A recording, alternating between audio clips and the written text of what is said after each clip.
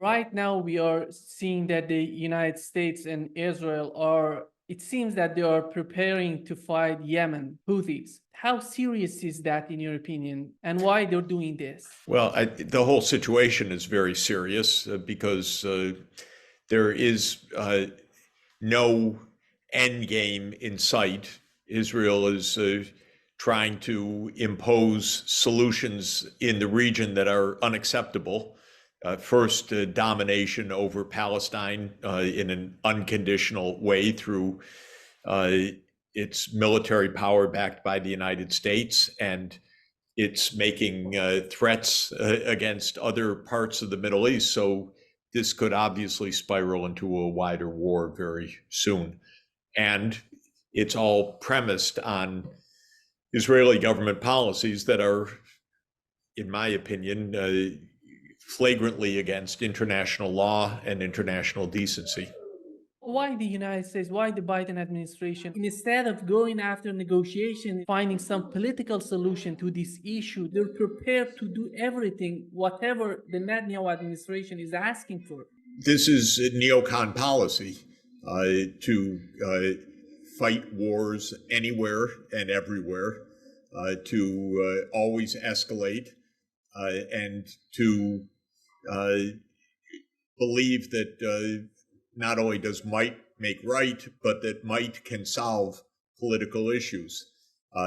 It's pathetic, and but it's not really different from other dimensions of U.S.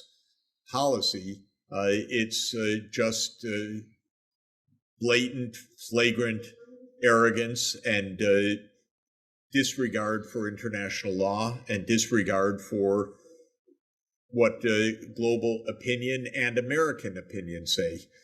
After all, the world overwhelmingly has called for a ceasefire. And in the most recent UN General Assembly vote, it was 153 countries calling for a ceasefire, and the population of those countries is 89% of the world population. 10 countries opposed: the United States, Israel, and a few other small countries. The total population of those that opposed was 5%, of which 4% was the United States. So the US was joined by 9 other countries that represented less than 1% of the world population. In other words, this is giving a finger, if I could put it crudely, to the rest of the world, saying, we don't care. We don't care what you say. We don't care what you call for. We don't care for peace. We'll do it the way we want to do it. This is not only the United States backing Israel, this is the United States alongside Israel, because Israel couldn't fight one day by itself. It needs the munitions every day from the United States, and it's getting them. Yeah, you talk about ammunition. Jake Sullivan just recently said that they are taking care of this ammunition, these weapons that are sending to Israel, that they are not using against civilians. How they Well, can this is help them? ridiculous.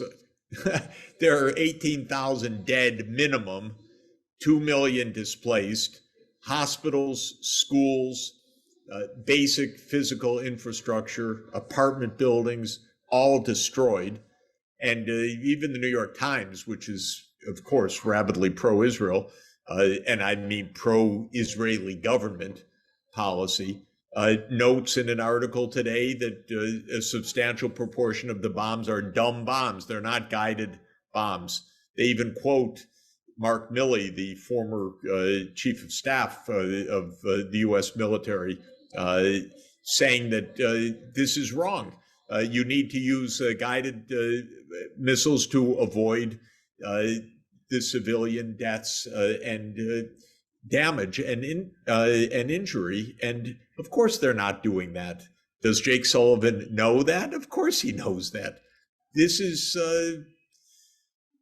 part of a U.S. foreign policy that is as out of control as Israel's foreign policy. That's the problem. The other issue that it's much more serious than Yemen is Hezbollah in the north. Israelis, they were talking about if it was necessary, they want to attack Hezbollah. Hezbollah has the same rhetoric. How do you see right now the situation in that region? It seems, although I don't have any direct evidence because I don't speak to the administration, they certainly don't speak to me, but it seems that the hardliners in Washington and the hardliners in Jerusalem in the Israeli government want a wider war. They're not taking steps to avoid a wider war. They seem to want a wider war. I think it's Netanyahu's dream that the United States goes to war with Iran. Because if Israel could get the United States to take out Iran, and that's their idea, imagine that. But all of this is grotesque cynicism and miscalculation as well, because what could happen would be devastating for the whole world if this continues to escalate. And they're playing with that. You notice that Israel hasn't taken one moment, not one measure, not one iota of an approach towards diplomacy. Nothing. No call for diplomacy.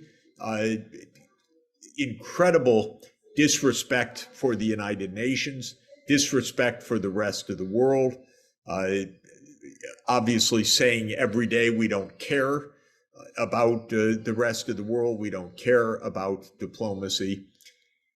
I think one of the things that will happen is that support in the United States for Israel will collapse. Actually, it's already collapsing among young people.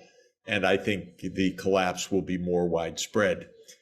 Even that doesn't necessarily stop the US government from doing what it's doing by any means, because foreign policy is hardly an area of democratic deliberation.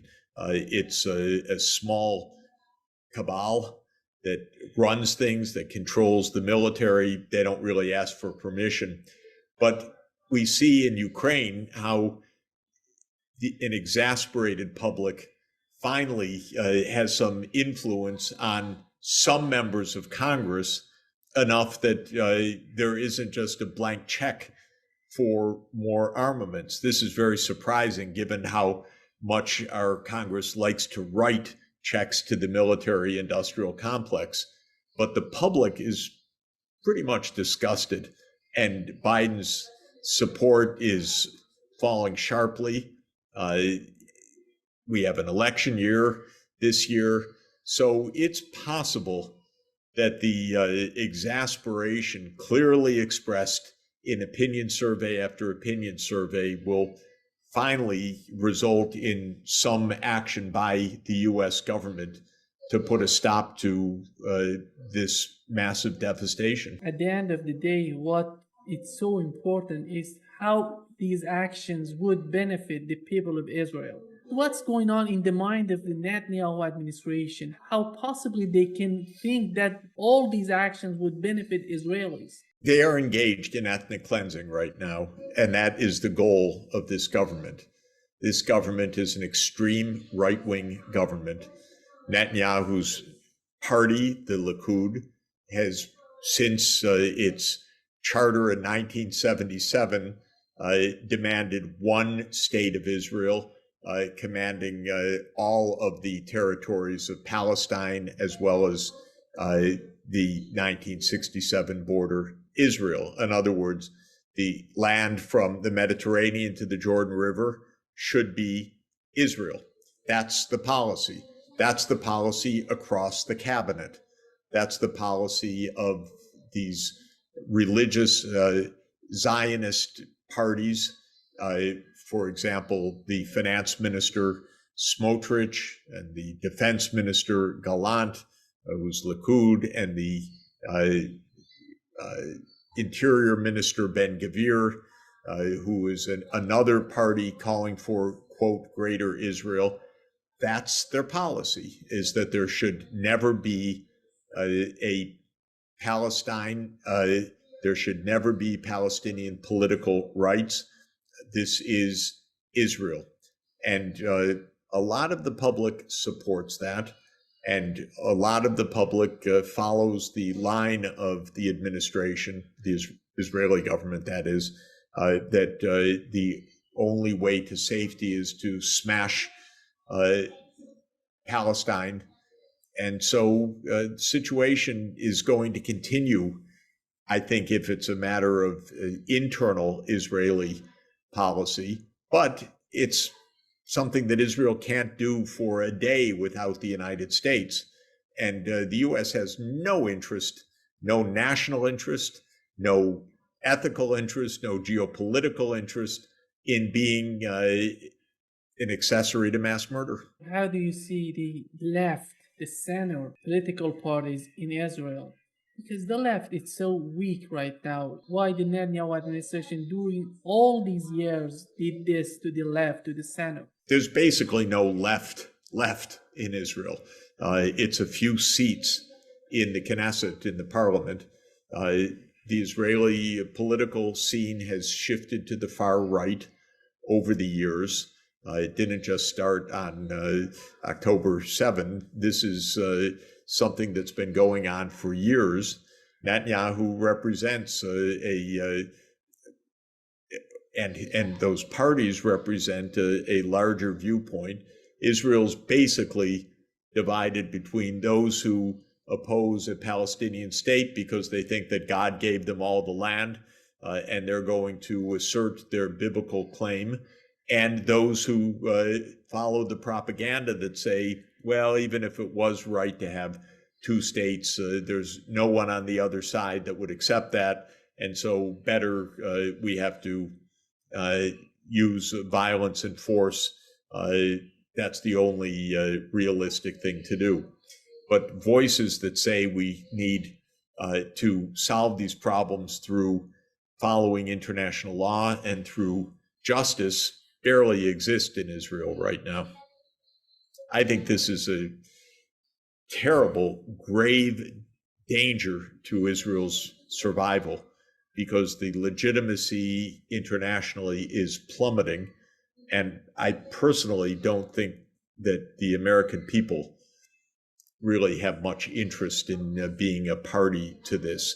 The American people, to the extent that they signed up with Israel, signed up to a two-state solution. They did not sign up to some biblical vision of a greater Israel that controls millions of Palestinian people. They didn't sign up for that. Putin's recent press conference, he was talking about Odessa. He said that Odessa is a Russian city. It's a huge change in his view. The United States could have saved Odessa for Ukraine if they were going to negotiate with Russia before. How do you see the situation right now in Ukraine? Is there any will in the Biden administration to go after negotiations? No. In 2010, 2011, 2013, Russia's demands vis-a-vis Ukraine were that Ukraine should be neutral. That's all. And Russia negotiated with the government of Ukraine a lease till the year 2042 for Sevastopol naval base. There were no demands for annexation. There were no demands for territory. There was no claim on Crimea. There was simply a pragmatic approach. Don't join the U.S. military alliance, and our military base, our naval base, which has been in Sevastopol, Crimea, since 1783, should remain there, and we want a long-term lease for that, which President Yanukovych negotiated. That's all the demands. Then the United States overthrew, or was party to the overthrow of Yanukovych. Russia took back Crimea. Even then, there were no demands for the eastern Ukrainian regions, that is the Donbass. What Russia said was stop killing ethnic Russians, give autonomy to ethnic Russians, and that became the basis for the so-called Minsk I and Minsk II agreements. The Minsk II agreement did not call for independence of the Donbass or that Russia would annex the Donbass. It just said autonomy. And it was a position backed up unanimously by the UN Security Council. But the United States said, no, we don't care. Told Ukraine, you don't have to implement that. And so that was lost. Even as late as December 2021, Putin was not making demands for territory. He was calling for the Minsk agreements to be enforced, claiming Crimea and demanding that NATO stop enlarging. Well, the United States government is deaf to the interests of any other place in the world.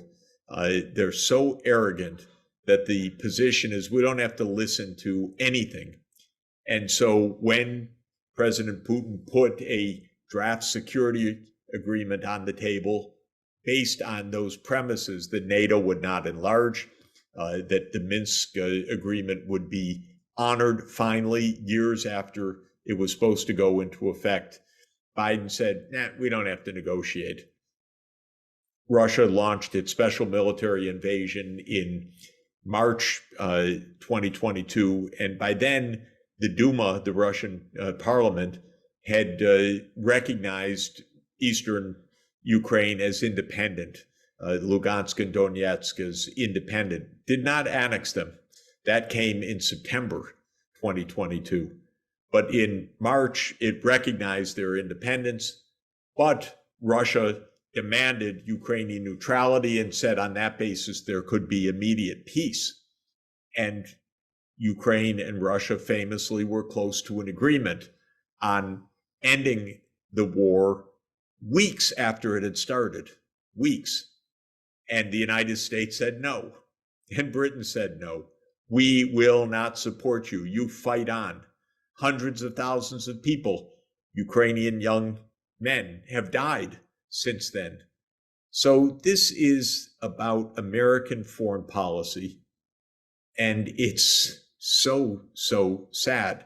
It is not just demands for territory by Russia. It is the fact that Russian demands keep rising in the context of continuing rejections from the United States. Definitely, the rhetoric has turned even more aggressive, but the White House is so stupid. Sorry, in the US, they don't understand anything. But what they certainly don't understand is that Biden should call Putin and say, we've got to stop this. We don't want to see all of Ukraine destroyed. But you're right. We should never have tried to expand NATO. That was really stupid. And you told us that since 2007. That's the call that's needed. But I don't think Biden's up to it. And certainly his neocon team opposes that very premise. Fight on, basically kidnap young people off the streets of Ukrainian cities and throw them to the front line where they're dying by the hundreds, sometimes 1,000 or more per day. That's the policy.